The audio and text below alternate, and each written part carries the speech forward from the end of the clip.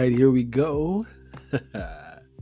This is going to be a wild one. Check it out. You have dialed into, you have clicked on, you have found You're Probably Right podcast, and starring your host, myself, me, this dude, moi, this nigga. MCM. I'm just messing with y'all. Okay, I'm not gonna have a chance to get back into my last podcast. There's a lot more explaining, a little bit more explaining I have to do on my last podcast, and that was the one that was called intersectionality or dissectionality. That's a lot deeper. I need to get into it way more. When I actually listened to this one. I don't listen to very many of my own podcasts, oddly enough, but when I do, I noticed all the holes and the parts that needed to be explained a little bit better. But anyhow, today we're going to do a weird thing. And what it is we're going to do, or what we're going to do together is, well, we're not really actually going to do it together, but you're going to listen to me do it. I'm going to be going through the laws a little bit. Now, for some of you might say, oh, God, law? I know nothing about the law, okay? I am going to be clicking on a document that I created, a couple different websites just to check things out, because there was this new bill, and it's called Bill 27. And I think that you will be very interested. If you were one of those people who were shocked by Bill C-16, you're wondering, what the heck, Bill C-16? I heard about this. Okay, if you still don't know about it, just stop this right now and flip to another page on your phone or whatever you're listening to me on, and just look up Bill C-16 and just leave it like that. And this has nothing to do with Bill C-16, by the way, but I have at least spoken to at least, say, 20 to 25 people about Bill C-16, and most of them had no clue, and most of them wondering, how do these things get passed, and who makes the decisions, and what part does the public really play? So what I'm going to do right now, because this Bill 27 is about to come into act or into order or as law, I'm just going to go through the process a little bit. Now, very slowly and methodically, well, not very methodically, not very slowly, because first of all, I don't teach law. Secondly, it's just not my thing. But if you're living in a place called Canada, you may be actually interested in how these laws get passed in our country. Now, where should I start? First of all, why don't I know about laws in Canada? I mean, I was born here in the 70s, and I know nothing. And I mean, yes, I did take history and I did take geography, but the joke was, as a black kid raised in the GTA or Toronto, I wasn't really concerned, to tell you the truth, about Canadian law. I wasn't really concerned about the history of Canada. Why? Because I wasn't included. Just to be honestly straight up, it's ignorance to some level for a lot of people is a choice. And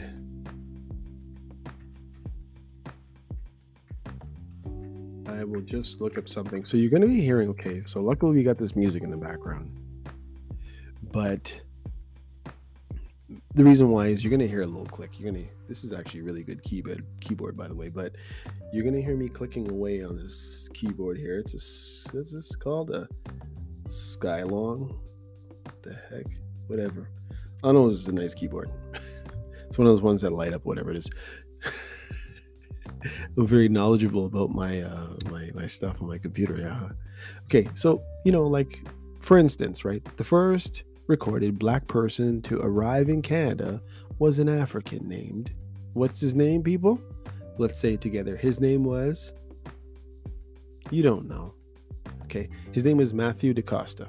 And apparently this happened in 1608. Did you know that? Let's see.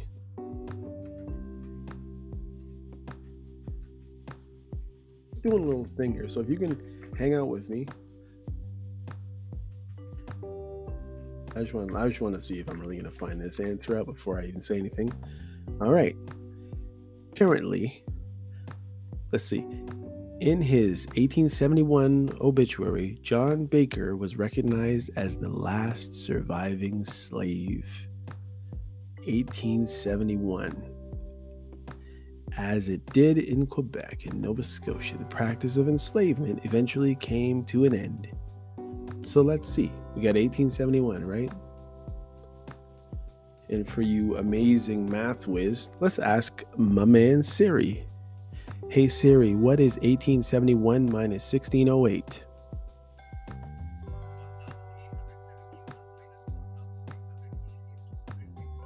Cool.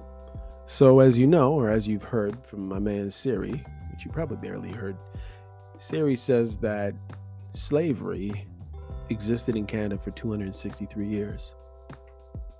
And trust me, I am still feeling the effects of slavery, but I think everyone is, to some extent, in some way. So this is what it's going to be basically. Well, they say 1628 here, but Matthew da Costa is 1608 and said, oh gosh, see these, this is why, this is simply why. They're saying it started in 1628, but the first black slave, came to Canada in 1608. So I don't know how the two things are reconciled together, but that's what it is. And I know that, for instance, the people from the country that my parents come from, which is Jamaica, they came in the 60s, and there was a lot of people leaving Canada in, I think, 1965. In 1965, Jamaica, let's just make this all straight. And I hope you're hanging out with me, because I understand that I'm not usually Googling stuff so much, but this is interesting. I mean, if you got nothing else to do and you're on a long ride, this is a cool podcast to probably listen to, right? 1965 Jamaica. Actually, yeah, 1965. I'm really thinking about my parents when they came here, just to think about what was going on. This is interesting. Check this out. It says, because my father came to Canada in 1965, I believe. I know he started working for CN Rail in 1966, and I have the plaque to prove it, that they gave him when he retired. It says, in 1965, Reverend Dr. Martin Luther King Jr. visited Jamaica and delivered the valedictorian sermon at the University of the West Indies in June. He was presented with the keys to the city of Kingston the following day. Second, Jamaica first became a member of the UN Human Rights Commission in January. This is all happening in 1965. And number 3, Sir Alexander Bustamante, I used to hear about him, stepped back from politics due to illness, leaving Sir Donald Sangster, you ever heard of Sangster Airport, as acting Prime Minister of Jamaica. This is 1965, guys. 4. The first Prime Minister of Canada, Lester B. Pearson, shared concerns. The first Prime Minister of Canada, Lester B. Pearson, shared concerns with the acting Prime Minister, Sir Donald Sangster, after arriving in November. The first Prime Minister. Okay, I get it. Instead of saying the Prime Minister, they said the first Prime Minister. Okay, whatever. The town of Morant Bay was raised to mayoral status in honor of national hero Paul Bogle and the 1965 rebellion. 6. Former Prime Minister Edward Seaga married Marie Mitzi Constantine in this year. Hmm. Interesting. The National Volunteers Organization was founded. Okay, former Jamaican footballer captain who scored Jamaica's goal in the 1988 World Cup, Robbie Earl, was born. Okay. Anyhow, and lastly, the 50th year of the first contingent of Jamaicans to join the World War was commemorated. Okay, anyhow, all I know is the Americans left and all hell broke loose in Jamaica. And I think that happened in 1965 as well. As you can see, I don't know my history all too well. But a lot of this honestly wasn't really brought to me. And when I looked at the grander scheme of things in my life, let's see.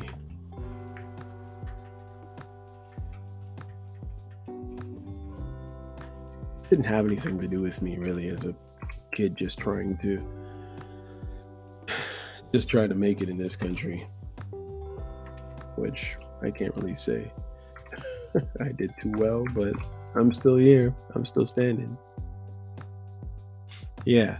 British rule of Jamaica was from 1655 to 1962. So the year of independence, let's see. Let's ask Siri. Hey Siri, what was the year of independence for Jamaica from England? And there's no answer. Come on, Siri. Hey Siri, what was the year of independence of Jamaica? Jamaica became independent in 1962. Exactly. So as I said, from 1655 to 1962, and 1963, I believe, all I know is Jamaica sided with Cuba and the Americans left the country. And in 1965, my father got here and Jamaica's been going down ever since. But the bottom line is, I didn't care about any of this stuff because I wasn't in Jamaica, and I didn't care about anything that was happening in Canada, even though I was here as a young person, because none of the people who they were speaking about in Canadian history looked like me, nor did they ever include my ancestry in any of their talks in school. And this was right through elementary, junior high, high school. And I only started hearing some stuff about Black people in Canada in my second go around at college. And that was at at Seneca College. Interesting enough. I did go to George Brown first when I went to high school in the early 90s, but still heard nothing, and I was in a general arts and science class. I did hear about Louis Riel in history and all the Inuits and all the different stuff that, let's see, and all the different things that were happening in Canada back in the day, but I really didn't hear the Louis Riel Rebellion. Let's see if I got it. Anyway, I'm sure you guys probably know about Louis Riel. You know that's Monday, February 21st next year, by the way. Anyhow, I remember how he died and all that stuff. That was all interesting back in the day. But my history was basically left out. So I just wanted to say that. And I'm just, again, the reason why there's a lot of halting in my speech today is because I'm literally looking at this stuff now. There's so much stuff and it's all convoluted and cloudy. But I want to get to my point, but I don't want to get to the point. All right, let's get to the point first, and then we'll go backwards if we can. Now, I'm sitting here wondering, like, they're saying that Bill 27, and Bill 27 has to do with working for workers. Really? So what does that mean? And what are they really trying to tell us? Well, let's see. Schedule 1. And I'm just going to read a little bit of this. I'm going to get right down to the main part of this. The act is, okay, the employment protection for foreign nationals. This is the first thing on this thing, by the way. So I'm just asking you, do your homework and realize what this really means, okay? And I understand some of the language might be a little bit whatever, but it's supposed to be. I wouldn't say that it's your traditional legalese like in a contract when they're going to rob you blind, but it's not very far from it, or as one would say, it is akin to it. Okay, the Employment Protection for Foreign Nationals, remember, Act 2009 is amended to include, all right, a prohibition against recruiter or employers in connection with the recruitment or employment of a foreign national. So basically a person not from here, so their nationality is somewhere else, knowingly using the services of a recruiter who has charged a fee to a foreign national in contravention of subsection 7 of the Act. The Act is also amended to provide that a recruiter who uses the services of another recruiter in connection with recruitment or employment of foreign nationals, and if the recruiter who uses those services is a corporation, the director of that recruiter are jointly and severally liable to repay fees charged to the foreign national by other recruiters in contravention of subsection. So basically, oh, for goodness sakes, get out of here. People always doing that when I'm doing this. All right, probably hoping you could say something. No, I'll just put you on silent. Basically, it's for people who are headhunting and getting people from other countries, and usually, it'll say, you pay me a certain amount, and then I'll pay this guy a certain amount, and we'll find you a job and drag you up into Canada. So that's that first part. I know it has a lot to do with this act, by the way, or this bill, I should say. Employment Standards Act 2000. Let's check this one out. This is Schedule 2. And these are all apparently passing. The schedule amends the Employment Standards Act 2000, new part 511.01 of the Act imposes a requirement on employees that employ 25 or more employees to have written policy with respect to disconnecting from work. Okay, I'm going to explain this one a little bit better because I'll know a little bit more about this one. It says the term disconnecting from work is defined as to mean not to engage in work-related communication, right? Including emails. So your boss shouldn't be emailing you at 9:47 on a Sunday evening, or they shouldn't be emailing you at 6, or let's say 5:03, or telephone calls at late at night, video calls, or the sending or reviewing of other messages so as to be free from the performance of work. In other words, listen, if you and your boss have a mutual friendship, whatever it is, and you guys connect away from work and you're not talking about work, then no problem. But if they want to connect and make sure that you're ready for the meeting at 9 a.m. and this, that, and the other, you're not obligated to listen or hear or to even collect that message or call. That's pretty cool, right? Now, if you're going to listen to your news, you're going to find out that that's going to be the main point of this whole Bill 27, because they don't want you to see what else they're sliding in there. Hopefully you have enough time to kind of hang out with me and check it out. I'm going to go through all of them, okay? So, let's see, Part 18-1 of the Act is amended to include licensing agreements for temporary help agencies and recruiters. Here are some highlights. I wonder why that's in there. New Section 74.1.1 and 74.1.2 prohibits persons from operating as a temporary help agency or acting as a recruiter without a license for that purpose. Prohibition against knowingly engaging or using the service of unlicensed temporary help agencies or recruiters is also included. Sounds a little bit suspect. The director has authority with respect to issuing licenses, revoking suspended licenses subject to appeal power and given to the Ontario Labour Relations Board. The director is required to publish and maintain a record of information related to licensing under Part 18.1. Let's see what else we got here. They're just going to keep going back and forth with this.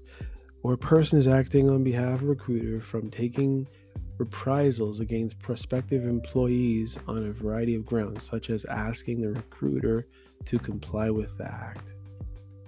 Yeah. Related amendments are made to the act. The provision is also made for regulation to be made by Lieutenant Governor in general or Governing Council.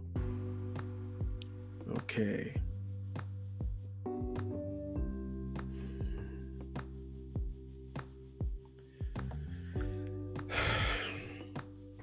So basically, they're trying to fight against these headhunters who are taking advantage of people, apparently. And if you decide that you want to be repaid, they don't want the big businesses to take reprisals against you and, I guess, fire your tail for getting your money back. Fair access to regulated profession and compulsory trade. Okay, watch this. Okay, now remember, some of this stuff I'm just seeing for the first time, so as I go through it, it's just schedule. It's just 6 schedules, okay? Listen. The fair access to regulated professions and compulsory trade is amended in respect of the various matters, including the following. Regulated professions are required to ensure that they comply with any regulations respecting English or French language proficiency test requirements. So they still have to respect those.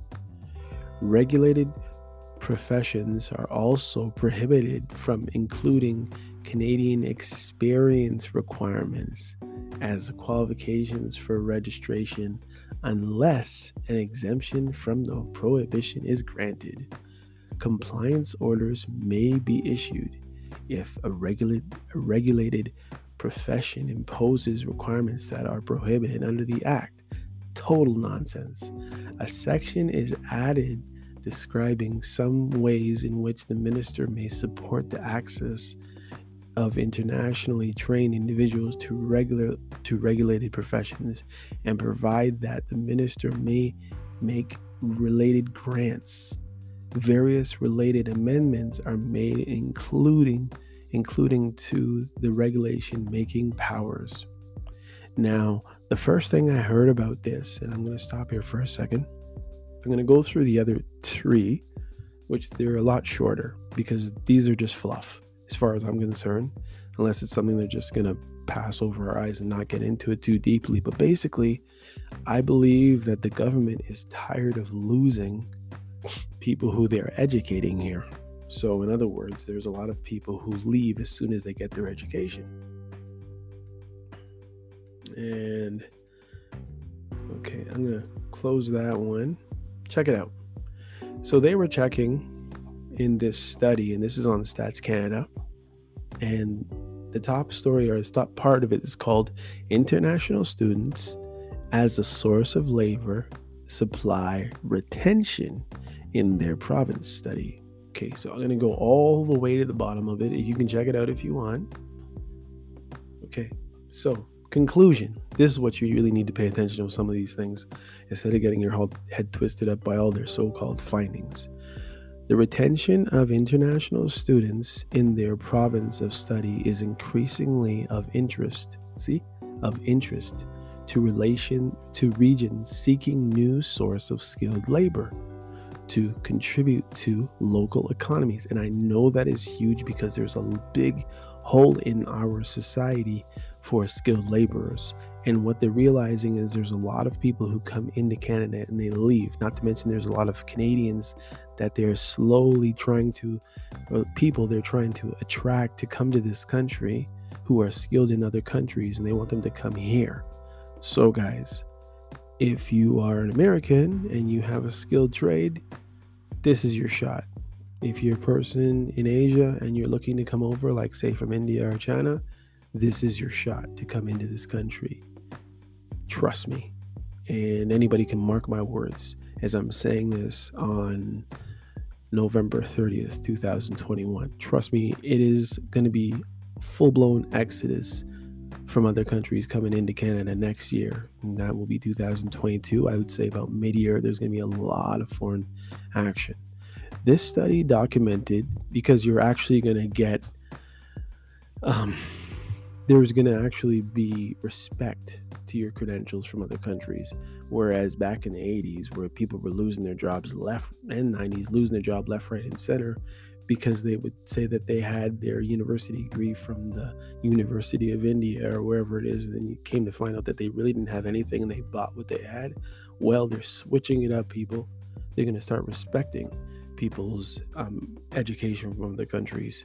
This study documented provincial retention rates of international and domestic post-secondary graduates who completed their studies between 2010 and 2016. The analysis showed that less than half of all international students remained in their province of study. So people who went to UFT, let's just say the population was 30% from China, all those people leave province of study in the year after graduation, compared to 8 in 10 domestic students. Obviously, they're saying 8 in 10 stay. And they're saying less than half of the other people who come from other countries stay.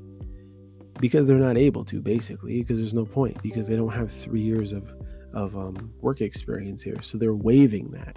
If you didn't get what I was checking on the third part of that, what was it called? Oh man, these things are so convoluted. On the schedule. Okay. And I want to get back to when those. Okay. And I lost my place. This is why Johnny can't read. Okay, hang on a second. I'm going to switch it up here. Actually, I still got a couple minutes. When only those those with a tax record in Canada after graduation, evidence of having stayed are considered. So they want to know that you've paid some taxes in the country before they're letting you stay before. Rates of international students remain below those of domestic students. A similar pattern, albeit with lower overall retention rates, continued to the 5th year of graduation. Despite international students and domestic students having a similar geographic distribution, retention rates after graduation varied by province of study. At 5 years after graduation, the conditional retention rates of international students in Atlantic provinces, Manitoba, Saskatchewan, were considerably lower than those of domestic students, and when compared with their counterparts in larger immigrant received provinces, Ontario, British Columbia, Alberta, Quebec, the results suggest that factors that attract the majority of immigrants to settle in those provinces, scope of market, opportunity, and they want more, guys. That's what I'm letting you know for sure. Also influence the mobility decisions of international students after graduation.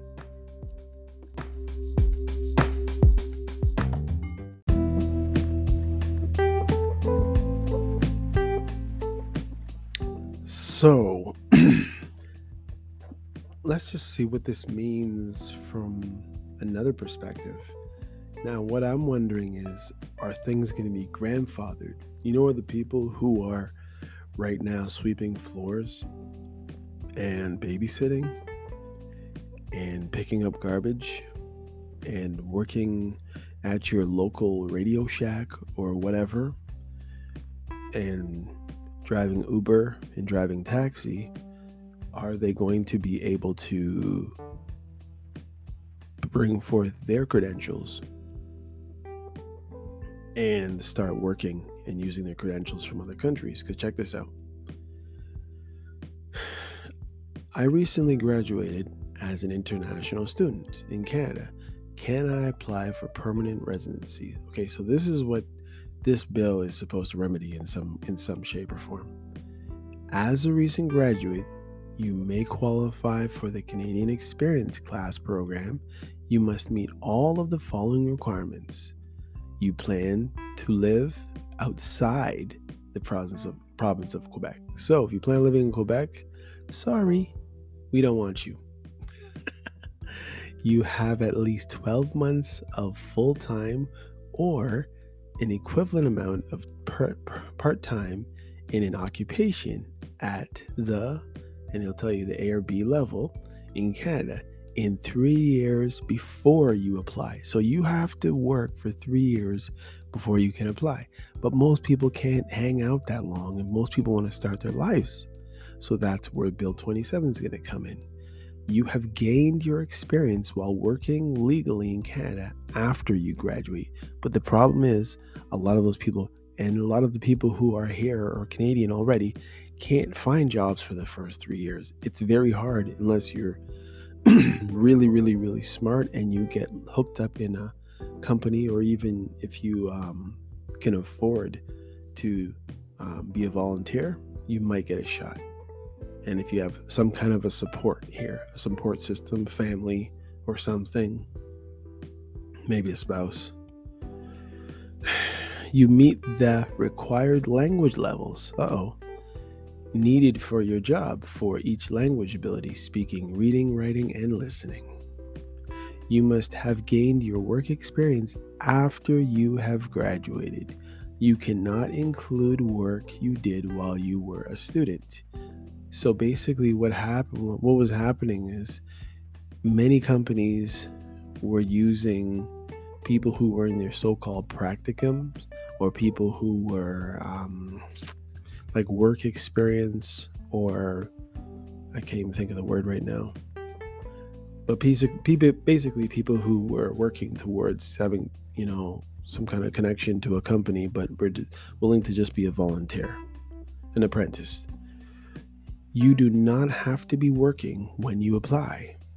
You may also qualify for other permanent resident programs if you would like to access this information. And there's the tool.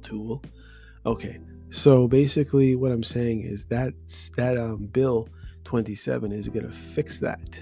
But understand, it's going to fix your business if you're a Canadian and you think that the opportunities are going to be out there in force. They're not. The job market's about to change for Canadians, but they don't realize it's happening. They're mostly blind to it, as am I in some respect, but I'm actually looking into it now. How do bills get passed in this country, this great, amazing country? When was the last time you were asked to vote on a bill here in Canada? We don't get a vote. Okay, and that's why the Americans are generally laughing at Canada. And that's the reason why we're all stuck with these masks on everywhere we go. And who knows if that's ever going to change anytime soon. But let's see. I wanted to get back to... Let's see. I want to get back to Schedule 3.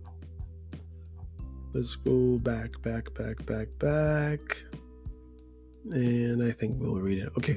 Fair access to regulated professions and compulsory trade. Did I already read that? Qualifiers unless...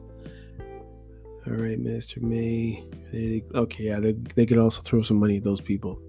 Do you see that though, right? At the end of Schedule 3 there? Maybe you weren't paying attention when I was reading. Listen, a section is added describing some ways in which the minister may support the access of internationally trained individuals to regulated professions, and providing that the minister may make related grants, money.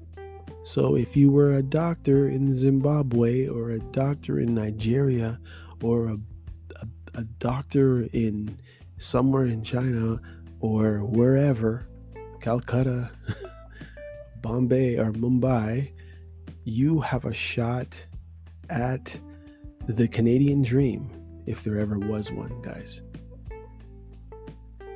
And this is coming in 2022. It's a big year coming. Listen to this. Schedule 4. The Ministry of Agriculture, Food and Rural Affairs Act. Oh boy, I wonder what this one says. I have no idea. Let's check it out.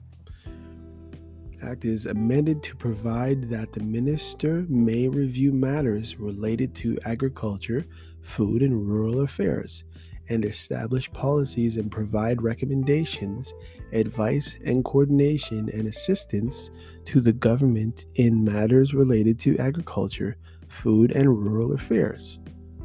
New Section 4.1 of the Act authorizes the minister to collect information, including personal information, for the purposes set out in the section. The section sets out limits with respect to collection, use, and disclosure of personal information. Regulation making powers are provided. What is that? So I guess what it was people who were running a lot of the places in rural areas and agriculture were able to keep, I guess, their numbers and keep a lot of privacy, but this is going to open that up. Why? Because they do want people from other countries to start working this land. I think they're realizing, or they've come to the decision, that a lot of farmers are doing business, but it's in a shady way, and they're raking in the dough, I assume these people feel, and they want to know more about their business. So they're going to ask you more about your business. If you have a farm, it's not going to be so whatever. That's a problem if you're Canadian. Schedule 5. And I just read this, so hey, somebody can correct me if you want. If you want, you can email me at yprpodcast@gmail.com, and you can tell me you beg to differ, because if you do, you're probably right. Okay, Schedule 5. The Occupational Health and Safety Act is amended to require the owner of a workplace to provide access to a washroom to persons making deliveries to and from the workplace. Exceptions are provided for. Okay, so basically, you just have to let somebody use your washroom when they come in and drop off parcels. You can't say, "Oh, sorry, it's only for customers," or whatever, or employees that work here. I guess that's normal. And lastly, Schedule 6, Workplace Safety and Insurance Act. The schedule amends the Workplace Safety and Insurance Act 1997 with respect to the insurance fund. Section 96.1 of the action in subsection 97.2 of the Act are repealed. The new Section 97.1 provides that in certain circumstances, the board is permitted or required to distribute amounts in the insurance fund in excess of specified amounts among Schedule 1 employers. New Section 97.2 provides that determination made by the board under Section 97 cannot be reconsidered by or appealed to. The board of the tribunal related regulation making authorities are added to the Section 100. Section 159 of the Act amends to provide that the board may enter into an agreement with any person or entity for the purpose of administrating Part 7, employers and their obligations. Oh boy. All right. So there's a lot of convoluted stuff there at the end there, just to make sure that you don't know what the heck's happening. So I'm just going to get out of all that because I'm just not in the mood. Again, this has been a total different one, guys, but let's just look at the way in which laws come. Now, there are different types of bills. There's types of bills and you can see this all on the government website, our commons. Now listen, types of bills. We got public bills, we got private bills, we got government bills, and we got private member bills. And basically what happens is there's a notice. Okay, so you want to have a notice. That's how it starts. It goes from notice and placement on the order paper, and basically that has to be done 48 hours. A written notice has to be before it can be presented to the House. You have then the introduction. Okay, the introduction of the first reading. So after 48 hours, the bills are introduced during routine proceedings. Routine. If it is a private member's bill, the sponsor may provide a brief explanation. Brief, so they don't have to tell everybody, it's just private members. Okay, great. Then it goes second reading, referral to a committee. The second reading stage of legislation process, an opportunity to participate in debate on general scope of the principle of the bill. So this is where the House, the two sides, they argue and say about why this bill is good, and the other side will say why it's bad. Once the bill is adopted as a second reading, it is referred to the committee for further scrutiny. So now somebody can really go and pick it apart. Then, consideration in committee. The role of the committee is to review the text of the bill and to approve or modify it. Committee may invite witnesses to appear, present their views, and answer questions. So basically, they'll look for interest groups or people who have supposedly professional or expert information as to why it needs to be changed or why it needs to be the way it is.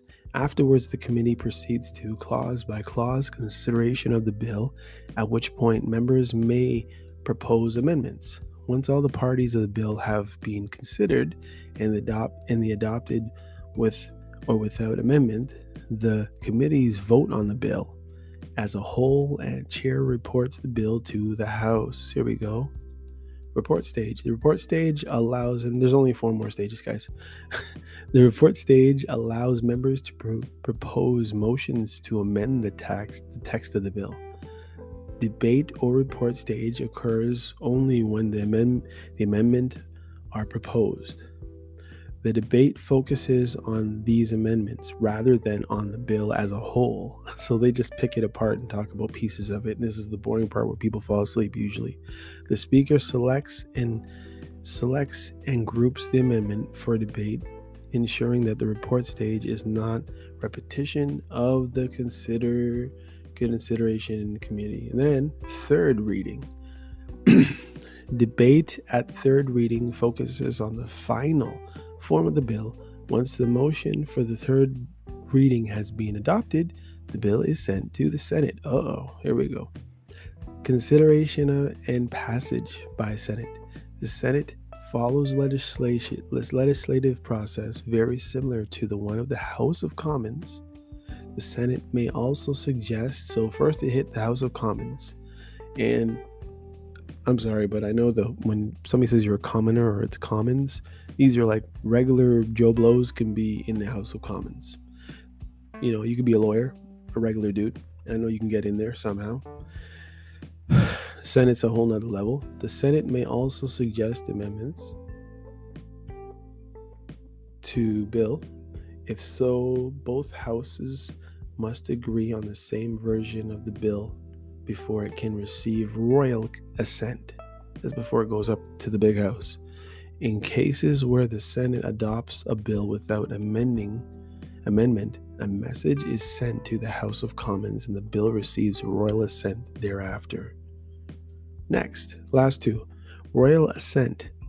Approval by the Governor General or another designate representative of the Crown is required for a bill to become law once it has been passed by both House and identical form. Lastly, coming into force. Once a bill has been granted royal assent, it becomes law and comes into force on that day, unless the act provides otherwise. In other words, it would have to say in it, we want it done on this day, which we provided for Bill 27. It just says, I think between April and May or something like that. It may provide that it comes into force on a day provided for in the act or on a day to be fixed by an order or governing council. And that's how we get our bills. Now you may be asking, okay, so what does the public have to do? How does my 2 cents factor in? Well, let's see. The Senate is modeled after the British House of Lords. It consists of 105 members appointed by the Governor General, and the Governor General is usually chosen in somewhat by the Queen, the royals, on the advice of the Prime Minister. That's where the Prime Minister has words. Seats are assigned on a regional basis for regions defined Ontario, Quebec, and the Maritimes. Okay, each receives 24 seats, with the remaining 9 seats allocated to the remaining portion of the country, like Newfoundland, Labrador, the 3 Northern Territories. Oh boy. Let's see. While the Senate is the upper house of the Parliament and the House of Commons is the lower, this does not imply that the former is more powerful than the latter. So we know that it is, but whatever. It merely entails that it's a member of office outranks the member of the offices of Commons. It's always not the same thing if it outranks it. Let's go all the way up. The Prime Minister and the Cabinet are responsible solely to the House of Commons. So that's why he's elected by us. So that's our dude. And he remains in office only so long as they retain confidence of the chamber. And that's where we are basically supposedly picking our Prime Minister, right? And then, let's see. The Prime Minister and the Cabinet are responsible solely to the House of Commons and remain in office only so long as they retain the confidence of the chamber. That's the reason why Prime Minister Trudeau called an early election, because he knew that there was nobody to fight against him properly. Parliament is composed of 2 houses together, with the monarch represented by the Governor General as ex facto viceroy or something like that. Ex officio viceroy. The approval of both houses is necessary for legislation to become law, and thus the Senate can reject bills passed by the House of Commons. Between 1867 and 1987, the Senate rejected fewer than 2 bills per year, but this has increased in more recent years. Although legislation can normally be introduced by either chamber, the majority or government bills originate in the House of Commons, with the Senate acting as chamber and sober second thought, as it was called by. So in other words, just in case those people are crazy, the Senate can act as the sober. So in other words, what are you guys nuts? We're not doing that. Anyhow, basically, this whole thing was just set up, guys. You may want to check out and look up what Bill 27 is, for real. Because from what it looks like to my uneducated eyes, as far as the law is concerned, they're opening the floodgates to international students. Hopefully, they're going to respect some education from people who have already been here for a certain time, but they're not forcing students to gain the 2 or 3 years experience. I don't know if that's going to be the same for domestic students, but I know that even if you want to get a job, they're still going to tell you that you need 2 or 3 years experience. So we'll see how that goes. Anyhow, this has been a weird, but hopefully informational, educational podcast. Take care. And remember, you're welcome to my house anytime. Figuratively speaking, don't you come to my house. Take care. I'll get back to my regular stuff next time. Unless, of course, you guys really want to hear this kind of stuff. But something tells me I don't really want to do this kind of stuff. All right. Take care.